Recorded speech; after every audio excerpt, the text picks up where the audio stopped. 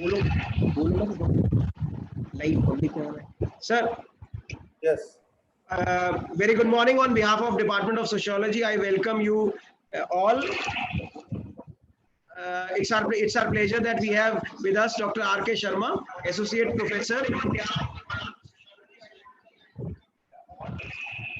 And now I request Dr. R.K. Sharma sir to please throw some light. Thank you, Sanjeev. Good morning to all the participants and guests. Today, I am presenting on the issues and challenges in higher education in India during the time of this pandemic named COVID-19. The world is suffering from the pandemic named COVID-19 since the end of 2019 and the beginning of 2020. Till date, there is no proven treatment to cure this virus infection. There is no vaccination available to curtail the spread of this virus. And the only solution for us available to curtail the spread of this virus is social distancing and to ensure maximum sanitation. So to ensure social distancing and maximum sanitation, all the educational institutions, particularly higher education and all educational institutions, have been closed by the government till further order. Due to the closure of these institutions, the classroom programs have been suspended and the exams have been suspended in the midway. And now there is seems to be no solution for this problem, how the exams will be conducted, how the classrooms will be conducted. So there are many difficulties whether exams will be online or whether exams will be offline. And here the exams online will be, are from home, not from the center. As we see in the case of IIMs and IITs, they conduct examinations online, but that is on a center where all the facilities are provided to the students, and a check is maintained with, that there is no cheating and no malpractice. So we are talking about the online exams in this situation, that is where a student will appear from his residence or from the place where he is situated. So how can we conduct these exams? Now, similarly, classroom programs have been suspended, and how these classroom programs have been can be conducted is a big issue. And all this has happened all of a sudden without, and we could not make any preparation, or government or any institution could prepare himself for to prepare for this pandemic. So and even the individual students, teachers, we were not prepared for this situation, and so this is a big challenge for the higher education. Now the challenge is how to make it keep a continuity in the higher education, because we cannot keep all these institutions closed for a long time. We will have to find out some solutions till the institutions are opened by the government. So in this scenario, the importance of online education in higher education has emerged. That is a solution, and I think that is a temporary solution, but instead of keeping the things closed and suspended for a long time, it will be better that we take the help of online education and start our, at least we can start our classes, and we can also provide contents to the students, and we can also find out how we can conduct an examination. So it is in this scenario that online education in higher education has become very important. In society like India, where most of the people live in rural or urban areas or remote areas, there is a big issue: how can we connect with these with this population for classrooms and for exams? Government of India has recognized the value of online higher education so as to provide education to the increasing number of aspirants and limited resources available with us at present. Finance Minister Shrimati Nirmala Sitharaman, expressing the government's view, has stated in her speech of the budget 2020-21 that the government knows it well that the availability of higher education needs to be improved to cater the rising demand in the near future. At present, only top 100 institutions in India have been allowed to offer online degree programs with restrictions of limited subjects. The government has made it clear that in near future there will be no possibility of permission for full-time degree programs in medical and law. The detailed outlines for online degree programs in higher education will shortly be declared with new educational policies draft statement. So there are various issues in developing a valuable online education system in India at present. For example, it is debatable that in which subjects online degree programs can be offered and will be acceptable to both employer and the students. Second is the resources and infrastructure available at present with the institutions of repute are very limited. The financial viability of online degree programs is also a concern for private institutions. The quality of online degree program facilities are under debate. And most importantly, at present, there is very limited clarity of government policy. Because until unless government policy is clear, it is not possible to make long-term plans for online education programs for any institutions, because they require huge financial resources to be invested in online education program. So until the government policies are made clear, these cannot be done. Further, the online degree programs are creating inequality among the institutions. Some of the institutions who have good financial resources, and I think particularly private institutions, they will be in a position to offer online programs, and how these programs will be regulated is another issue. Besides this, those institutions who do not have a good financial resources and infrastructure and the technical know-how, they will lack in this online education program. So this will create an educational an inequality among educational institutions. Similarly, this type of inequality we will find among teachers and students also. Some of the teachers are well versed in online programs, and by now, since we have already spent more than 2 months, some of the teachers are very well versed, but still some are struggling or taking the help of their students or some young person in the family. So this will create an inequality among teachers and among students also. Some of these students are having mobile phones, smartphones, they are having internet connections, and they are living in an area where connectivity is also not an issue.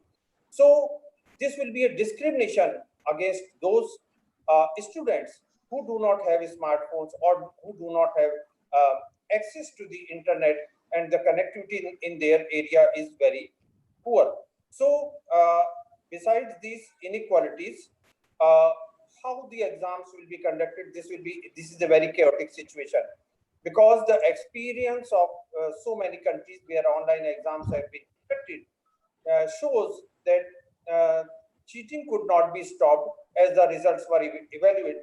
As the evaluation was done, it was found that the performance of students has increased very much. From a student securing 60% marks is now securing 80 to 85% marks in online exams.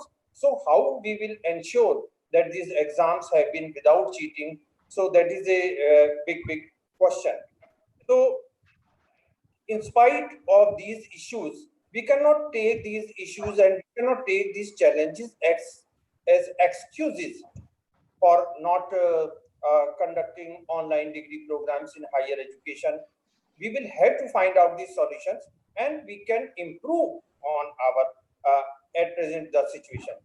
So in view of this, we find many benefits of this online higher education programs.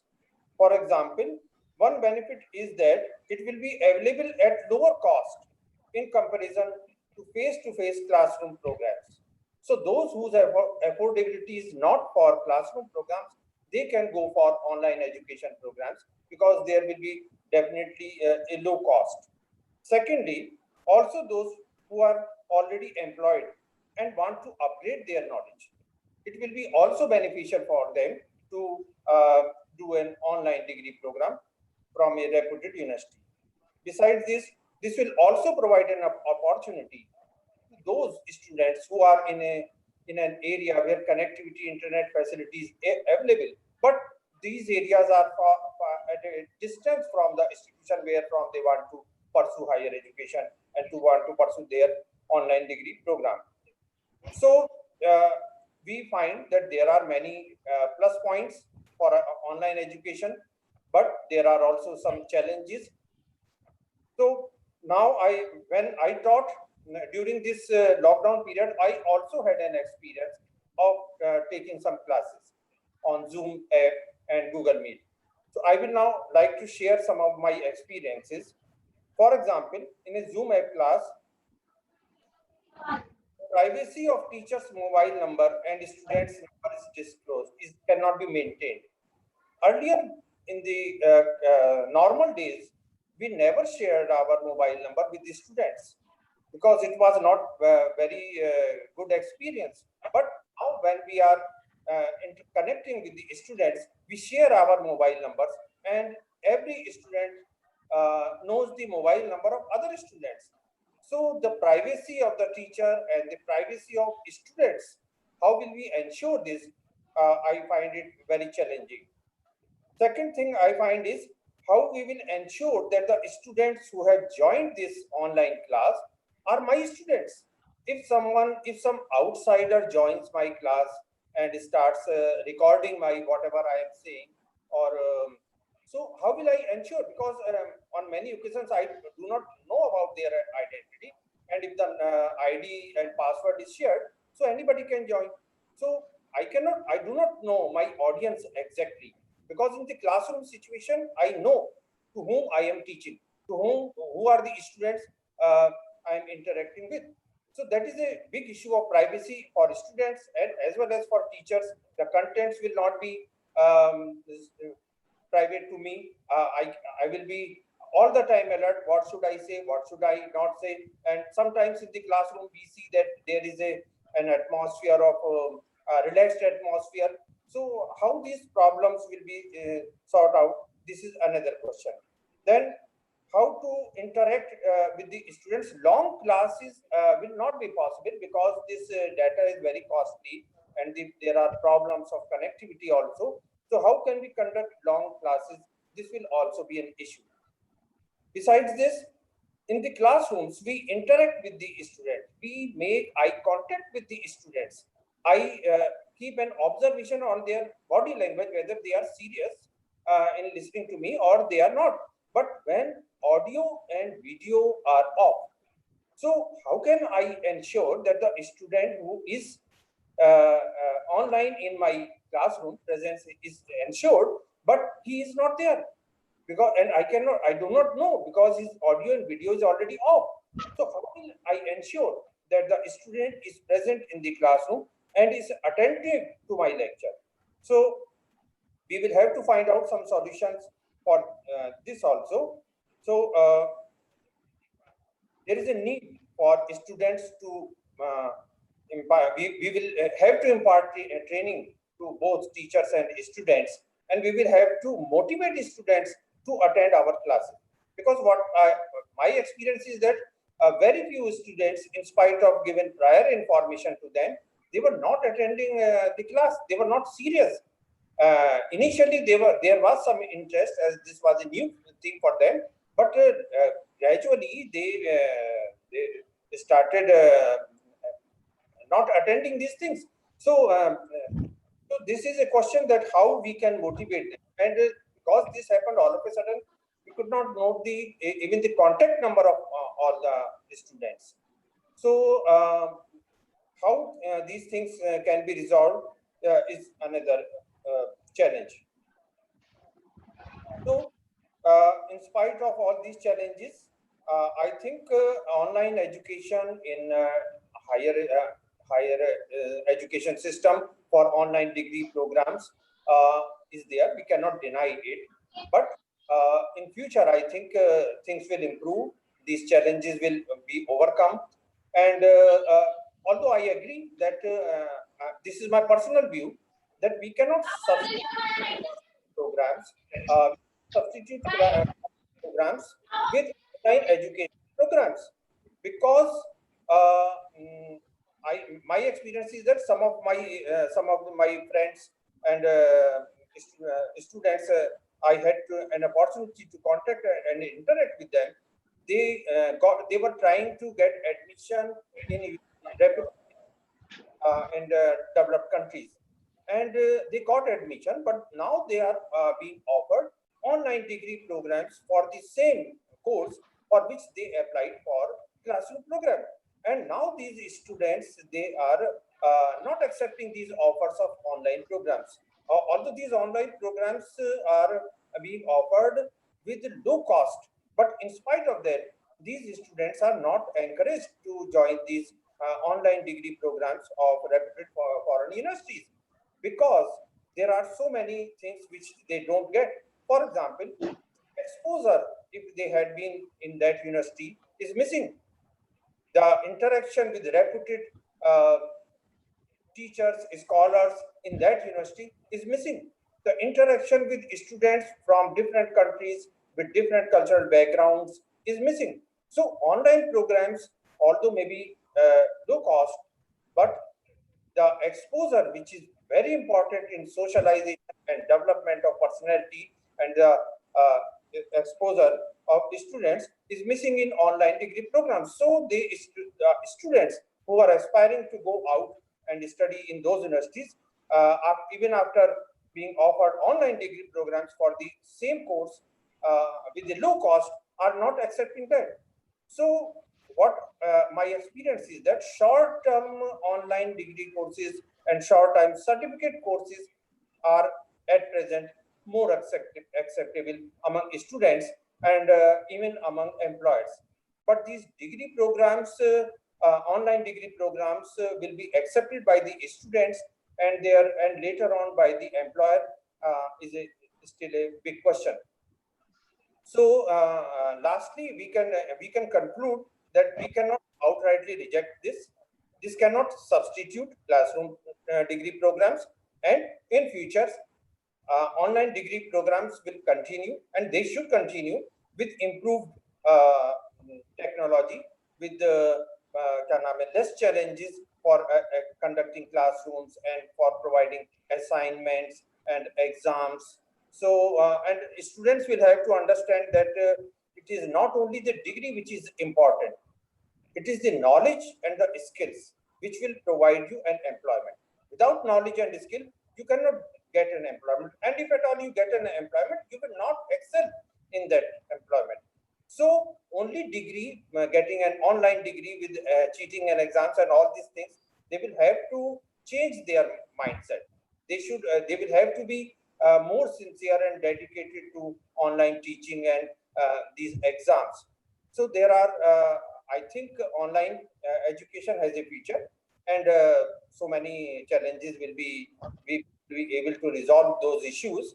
And side by side classroom programs, of course, they are certainly better and will always remain better, because we cannot compare them. So many things, lab facilities, different subjects cannot be taught online. So that physical contact, that vibes, positive vibes we get, students, teachers interact with each other. But still, I think online teaching, online degree programs in higher education have a future, and we should try, students, teachers, everybody should try to get acquainted with technology available for online teaching. Thank you very much. Thank you, Sanjeev.